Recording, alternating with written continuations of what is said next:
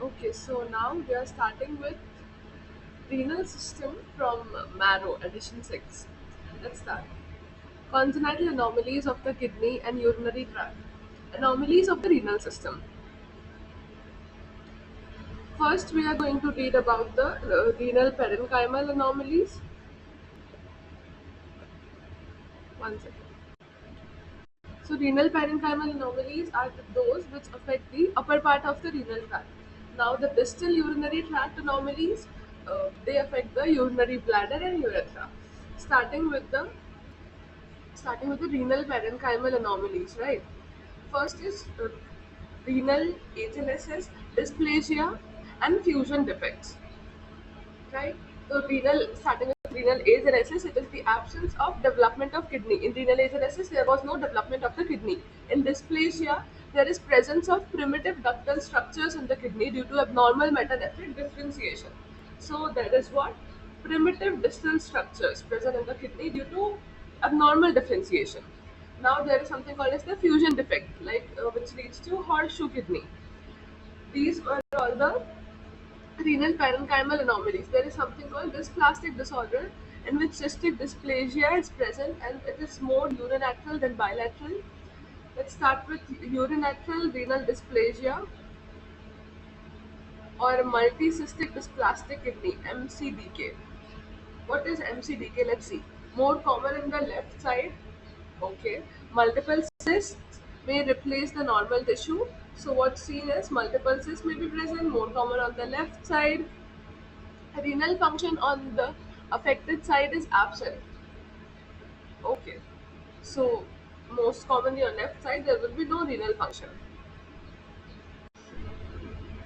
Then contralateral kidney, there will be hypertrophy because on one side if the kidney is not working, so there will be hypertrophy on the contralateral side. Overall renal function will be normal because there will be compensation by the hypertrophic kidney. Okay. Then coming to the cysts, spontaneous involution or regression by 5 to 7 years of the age. Function won't be normal, but the cysts which were formed replacing the normal tissue, they will spontaneously involute or regress by 5 to 7 years of age. Okay. Features, there will be abdominal mass in the loin region and otherwise asymptomatic. Most common cause of the palpable abdominal mass in the newborn. This is the most common cause of palpable abdominal mass and most common cause of cystic disorder of the kidney also. Okay, so what we read in this, unilateral renal dysplasia, also known as the multicystic dysplastic kidney, most common on the left side. There are multiple cysts. Renal function will be affected, so the contralateral kidney will have hypertrophy. Overall renal function will remain normal. Cysts will regress by 5 to 7 years, and it will present as abdominal mass or maybe asymptomatic also. And in newborn, it is the most common cause of palpable abdominal mass, and it is also the most common cause of cystic disorder of kidney. Now moving further, autosomal recessive polycystic kidney disease bilateral होता है ये. Defect in the PKHD1 gene, short arm of the chromosome number 6. Fine. This gene is present on the short arm of chromosome number 6. What is the name of the gene? PKHD1. There is fibrocystin protein which leads to fibrosis plus cyst formation in the kidneys. Okay, due to fibrocystin protein, there is fibrosis and cyst formation. Liver is also affected sometimes, and its features are autosomal recessive polycystic kidney disease. Features include bilateral overall renal function is decreased. In the previous one that we read here, this one multicystic kidney disease, there was renal function was almost normal. Here the renal function are decreased, and it can progress to end stage renal disease. Right, autosomal recessive kidney disease can progress to end stage renal disease. Compress the renal blood vessels, so ischemia in the kidney and the renin release and activates the RAS, leading to increase in the aldosterone and hypertension. So what is occurring in this autosomal recessive polycystic kidney disease is hypertension. Why? Because there is compression of the renal blood vessels, leading to ischemia, which leads to renin release and activates the RAS, and ultimately there is release of aldosterone, which leads to hypertension. There can also be hepatic fibrosis plus cyst leading to liver cirrhosis and chronic liver failure. Okay, we already read that there was liver involvement also. Treatment is by dual transplantation. Both kidney and liver needs to be transplanted. Okay, and in ultrasound there will be hyperechoic kidneys and absence of the corticomedullary differentiation. Okay, what will be seen on the ultrasound? Hyperechoic kidneys and absence of the corticomedullary differentiation. So what we read in this is due autosomal recessive polycystic kidney disease is due to PKHD1 gene. Fibrocystin protein leads to fibrosis and cyst formation. Liver may also be affected. Bilateral renal function decrease may lead to end-stage renal disease. There is hypertension. There is hepatic fibrosis plus cyst leading to liver cirrhosis and chronic liver failure. Dual transplantation on ultrasound, hyperechoic, and there will not be corticomedullary differentiation. Now, starting with the agenesis of kidney. In severe autosomal recessive polycystic kidney disease, there is dysfunction of the kidney in utero. Okay, so if the dysfunction kidney is present in uterus also, in mother's womb also, then it leads to Potter syndrome. Okay, there is bilateral agenesis of the kidney in Potter syndrome. This is important. In Potter syndrome, there is no urine output from the fetal kidney, so there is severe oligohydramnios and compression of the fetus by the amniotic sac, which leads to Potter syndrome. Okay, because the kidneys are not working, there will not be any urine output, leading to oligohydramnios. Because uh, most common most common source we can say of the amniotic fluid is the urine, fetal urine, right? And so this will lead to compression of the fetus by amniotic sac and ultimately Potter syndrome. Now coming to the features. Potter's facies will be present because of the compression and right. See, look at the face here and here because of the compression by amniotic sac. So in Potter's facies, there are widely separated eyes, broad and flat nose, parrot beak appearance. See, look at the parrot beak appearance. Low set of ears and receding chin and lot of skin wrinkles. Due to fetal compression, thorax, there will be pulmonary hypoplasia and death immediately after birth, and limb abnormalities like congenital talipes equinovarus. Okay, so what we saw was Potter's facies and the pulmonary hypoplasia and CTED, congenital talipes equinovarus in Potter syndrome. Okay, which was due to bilateral agenesis of kidney. Moving further, if unilateral regenesis occur, one kidney is normal, so the other will hypertrophy and renal function is normal. So unilateral is more common. Can occur in association with other anomalies also like bacterial, vertebral anomalies, anorectal malformation, cardiac defects, tracheoesophageal fistula, and in renal anomalies there is unilateral renal agenesis can occur, and limb anomalies also associated with single umbilical artery. Okay. Now there is something called as a renal fusion anomalies, in which it has horseshoe kidney. Lower poles of the kidneys are fused in the midline, so there is isthmus formation, right? The lower poles of the kidney is called as the isthmus and occurs in 1 in every 400 to 500 live births associated with Turner syndrome. Okay, horseshoe kidney is associated with Turner syndrome. There can be complications like urethral obstruction, hydronephrosis, and renal stasis leading to renal stones and recurrent UTIs and increased risk of Wilms tumor. The risk is 4 times increased. Okay. So what we read in this? Renal fusion, horseshoe kidney, isthmus formation, Turner syndrome, and urethral obstruction leading to hydronephrosis, renal stones because of renal stasis, recurrent UTIs, and increased risk of Wilms tumor. Now coming to the distal urinary tract anomalies. Anomalies outside the kidney, like in ureters or bladder or urethra. There is something called as the obstructive uropathy, which causes include uretropelvic junction obstruction, posterior urethral valves, severe bladder malformation, and Eagle-Barrett syndrome, also known as the Prune belly syndrome. Let's start with obstructive uropathy. So there is somewhere obstruction in the passage of the urine after coming out of the kidney. So what can happen is there can be hydronephrosis also, which presents as an abdominal mass, and hydronephrosis is the second most common cause of abdominal mass. What was the most common cause? It was a multicystic poly. One second, I forgot the name. Yeah, it was this one, multicystic dysplastic kidney or unilateral renal dysplasia. Right, this was the most common one.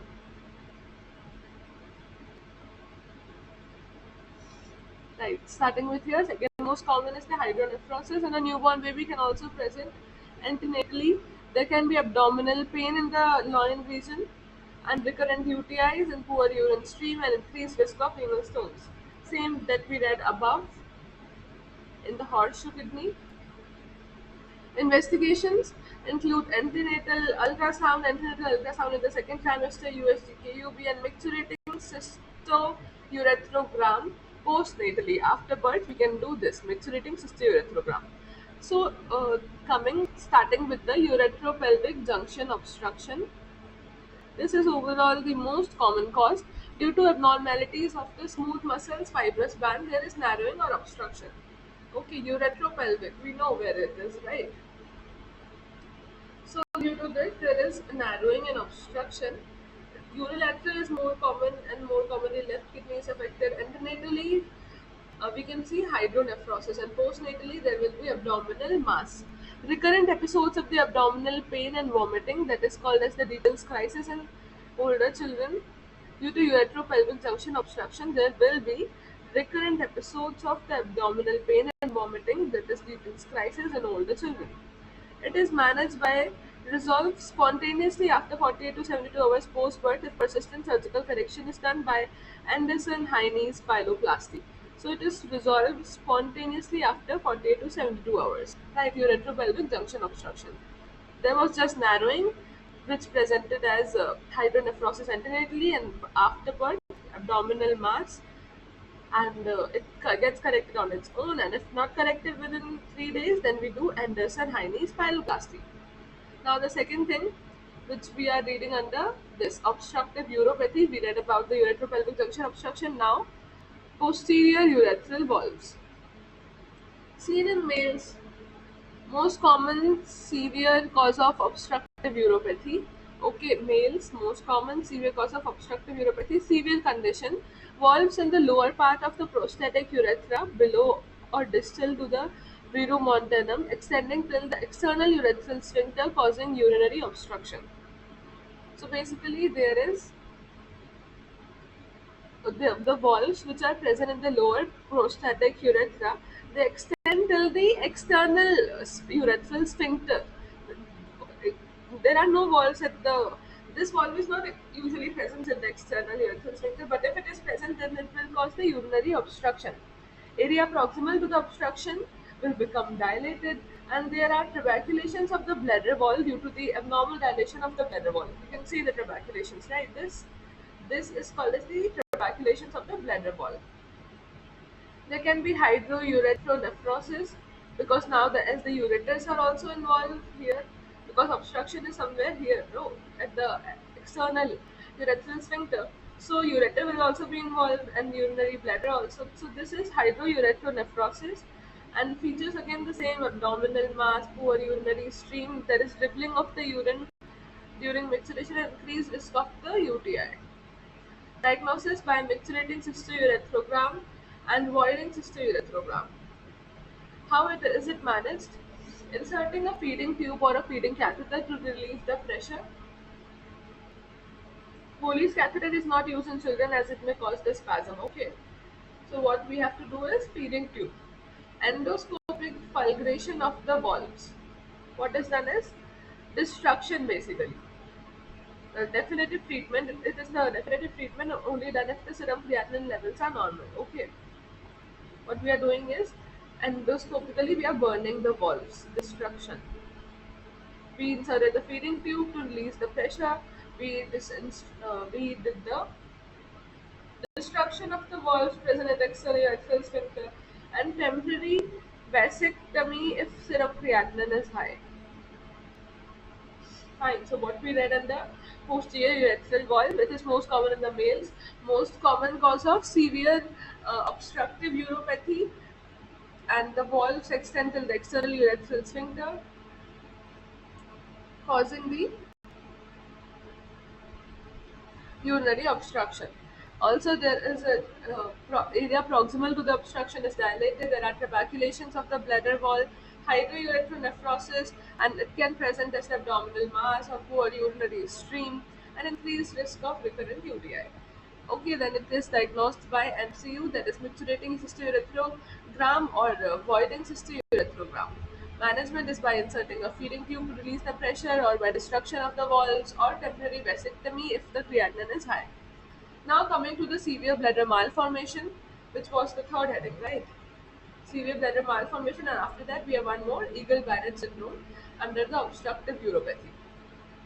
Severe bladder malformation starting with ectopic vesicae or ectopia vesicae or bladder extrophy. Associated with other malformations also. Basically, here the bladder is outside, present outside the abdominal wall. There is cryptorchidism or undescended testis also. There is epispadiasis and there is split pelvis. These are the features associated with this malformation. Severe form of bladder extrophy. Ileum plus bladder is exposed, leading this is the cloacal extrophy. Elephant trunk ileum. Right. So the part of small intestine and bladder are exposed. That is called as the cloacal extrophy. Right. And it is also associated with cryptorchidism or epispadias and the split pelvis. Now the last one, that is the Eagle-Barrett syndrome or the prune belly syndrome. Why it is occurring? It is due to the deficient abdominal wall muscles. Abdominal skin is wrinkled. Okay, so the abdominal wall muscles are deficient, leading to abdominal skin wrinkling. There is also cryptorchidism and mega ureter and mega bladder. They are dilated. Okay, you can see the abnormal belly of the child, right? This is the prune belly syndrome, and there is also known as it is also known as the triad syndrome. So triad of okay. Let's move ahead. Reflux nephropathy. The last we read was obstructive uropathy. Now this is the reflex nephropathy. That is, there is a vesico-ureteric reflex of the urine. Occurs due to no oblique insertion of the bladder. Normally, bladder is inserted obliquely. Sorry, the ureters are inserted in the bladder obliquely. But if the ureters are not oblique, like something like this, then the urine will flow back from the bladder into the ureter. Now let's read about it. Occurs due to no oblique insertion of the bladder. Okay, and short or small submucosal tunnel. Right. If we see here, there is a long tunnel, and here only a small tunnel is present. Just because of oblique insertion, the length is increased. Micturition, urine flows back from the bladder to the ureter, can be inherited, it can be autosomal dominant. Also, it is more common in females. Okay, this was the first disease in the kidney that we are reading is more common in the females. The psychourinary reflex is the retrograde urinary flow leading to recurrent UTI. Right? If there will be retrograde urinary flow, this will definitely lead to recurrent UTI. Most common anomaly associated with the recurrent UTI is vesico-ureteric reflex. In high-grade vesico-ureteric reflex, there can be renal scarring leading to hypertension or renal insufficiency, finally leading to reflux nephropathy. Investigation of choice is micturating cystourethrogram or the voiding cystourethrogram. There are certain grades, right? Starting with grade 1, there is partial reflex in grade 1. See, up till here only. Now in the grade 2, there is complete reflex. It is reaching till the kidneys. In grade 3, there is complete reflex plus dilated ureter. From grade 3, first dilated ureter is seen. Okay. See, this is dilated more than this one. Okay, and in grade 4, there is tortuosity of the ureter. Okay. And in grade 5, there is distortion of the renal pelvical axial impression. Distortion of what? This. See? Renal pelvical axial impression. Now, in treatment part, we do spontaneous, it gets spontaneously resolved after birth. Antibiotics prophylaxis can be given single time bedtime dosage cephalexin in less than 6 months, and trimethoprim sulfamethoxazole, that is cotrimazole, in more than 6 months, and nitrofurantoin again in more than 6 months. In grade 1 or 2, we have to give antibiotic prophylaxis till 1 year, and in grade 3 and 5 we have to give till 5 years. Okay, antibiotic prophylaxis fails, then there can be breakthrough UTI and surgical correction of the VUR, that is reimplantation of the ureter into the bladder in an oblique way to prevent the reflux. Fine. So what we read in this one, where psychouretic reflex was occurring due to the uh, no oblique insertion of the bladder and small mucosal tunnel. It can be autosomal dominant more in females. It can, due to the retrograde urinary flow, there can be recurrent UTI, and most common anomaly associated with the recurrent UTI is vesico-ureteric reflex. And due to this vesico-ureteric reflex, there can be renal scarring leading to hypertension and renal insufficiency. Finally, leading to reflux nephropathy. Its investigation of choice is MCU and BCUG. There can be grading. Initially, there is partial reflex, then complete reflex, and in grade 3, with complete reflex, first time we saw the dilated ureter. In grade 4, there is tortuosity, and in grade 5, there is distortion of the renal pelvic lysal system. If for treatment, there can be spontaneous resolution after birth, and we can give antibiotic prophylaxis. Single time bedtime dosage is we can give in less than 6 months. Cephalexin can be given, and trimethoprim sulfamethoxazole in more than 6 months, and nitrofurantoin again in more than 6 months. We have to give antibiotic prophylaxis in grade 1 and 2 by till 1 year of age, and in grade 3 and 5, 3 to 5 till 5 years of age. Antibiotic prophylaxis, if fails, can lead to breakthrough UTI, and then we have to do the surgical correction only of a cytoretic reflex by reimplanting the ureter in an oblique way, like was supposed to be present. Okay, this was all about congenital anomalies in the renal system, okay, and the urinary tract. Fine. Thank you.